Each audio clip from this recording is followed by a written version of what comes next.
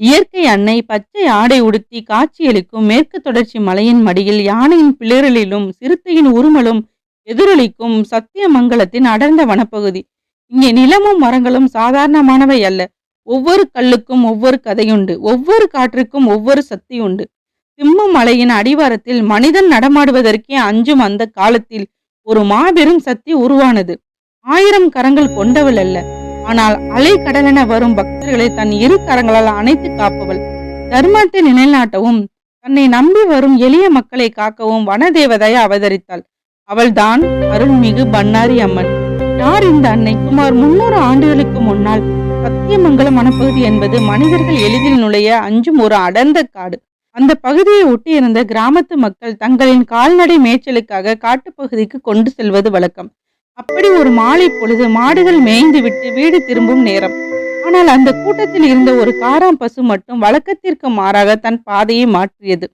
அந்த பசு கூட்டத்தை விட்டு பிரிந்து ஒரு முட்புதர் மண்டிய வேப்ப மரத்தடிக்கு சென்றது.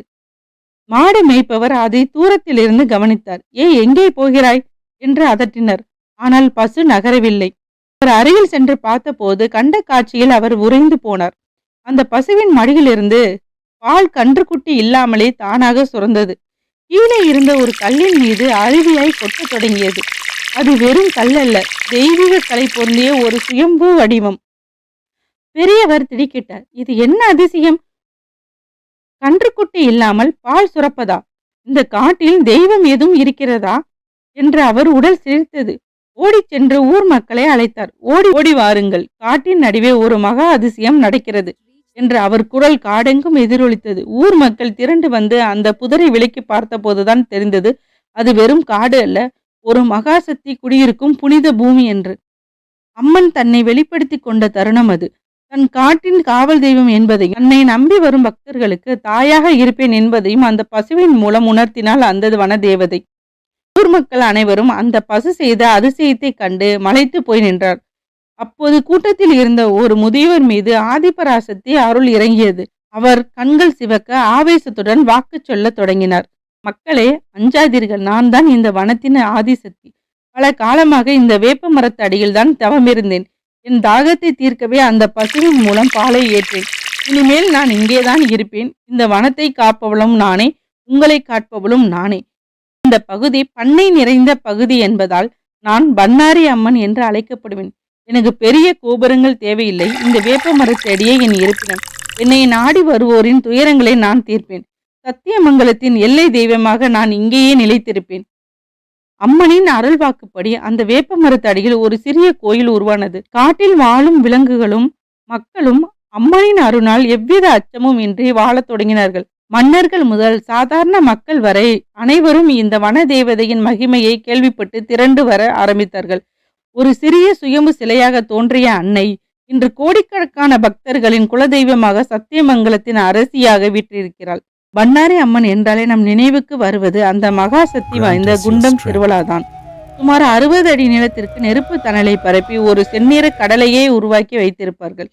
அந்த நெருப்புக்கு அருகே நின்றால் உடல் வேர்க்கும், அனல் தெரிக்கும். ஆனால் அங்கே திரண்டு இருக்கும் லட்சக்கணக்கான பக்தர்கள் கண்ணில் தெரிவது பயமல்ல, அசைக்க முடியாத பக்தி. இதோ மேளதாளங்கள் அதிர, உடுக்கை ஓசை காதை பிளக்க பண்ணாரி அம்மனின் அருளாசி பெற்ற பக்தர்கள் அந்த தணல் மீது நடக்க தொடங்கினார்கள். பெரும் கால்களால் நெருப்பின் மீது நடப்பது ஒரு சாதாரண மனிதனால் சாத்தியமா? ஆனால் இங்கே நடப்பவர்களுக்கு அந்த நெருப்பு பூ மெத்தை போல காட்சியளிக்கிறது. பண்ணாரி மாரியம்மா, எங்களை காக்கவா மாரியம்மா என்ற கோஷம் விண்ணை பிளக்கிறது. வியப்பிலும் வியப்பு என்னவென்றால், நெருப்பில் நடந்த யாருடைய கால்களிலும் ஒரு சிறு காயம் கூட இருப்பதில்லை. இந்த தணல் ஆரிய பின் கிடைக்கும் சாம்பல் தான் இங்கு இருக்கும் பக்தர்களுக்கு மகா பிரசாதம். தீராத நோய்களை தீர்க்கும் மருந்தாகவும், விவசாயம் செழிக்க வயல்களில் தூவப்படும் மந்திர சக்தியாகவும் குண்டம் சாம்பல் நம்பப்படுகிறது. அறிவியலால் விளக்க முடியாத பல அற்புதங்களை இந்த மண்ணில் இன்றும் அரங்கேறிக் கொண்டிருக்கிறது. மாறலாம், காட்சிகள் மாறலாம், ஆனால் இந்த சத்தியமங்கலத்தின் அடர்ந்த வனப்பகுதியில் சுயம்பாக தோன்றிய அந்த தாயின் அருள் மட்டும் என்றும் மாறாது. ஆரம்பத்தில் ஒரு சிறிய வேப்ப மரத்தடியில் குடிகொண்ட அன்னை இன்று கோடிக்கணக்கான மக்களின் இதயங்களில் குடிகொண்டிருக்கிறாள். இன்னும் பலருக்கு தீராத நோய்களையும் தீர்க்கும் மருந்தாக, விவசாயங்களில் விளைச்சலை பெருக்கச் செய்யும் சக்தியாக, குடும்பங்களின் குலதெய்வமாக அன்னை பண்ணாரி மாரியம்மன் திகழ்கிறாள். சத்தியமங்கலம் காடு அவளுக்கு காப்பானாக இருக்கலாம். ஆனால் அவளோ தன்னை நம்பி வரும் ஒவ்வொரு பக்தருக்கும் ஒரு மாபெரும் அரணாக இருக்கிறாள். குண்டம் இறங்கி தன் பக்தியை நிரூபிப்பவர்களுக்கும் அல்லது மனதார ஒரு நிமிடம் கண்ணீர் மல்க அவளை வேண்டுபவருக்கும் அன்னை யாரையும் வெறும் கையோடு திருப்பி அனுப்புவதில்லை. காட்டின் தேவதை இன்று கருணையின் தேவதையாய் நம் அனைவரையும் காத்து வருகிறாள். பண்ணாரி அம்மனின் இந்த மெய்சிலிருக்க வைக்கும் வரலாறு உங்களுக்கு பிடித்திருந்தால் இந்த வீடியோவை உங்கள் நண்பர்களுக்கும் உறவினருக்கும் பகிருங்கள்.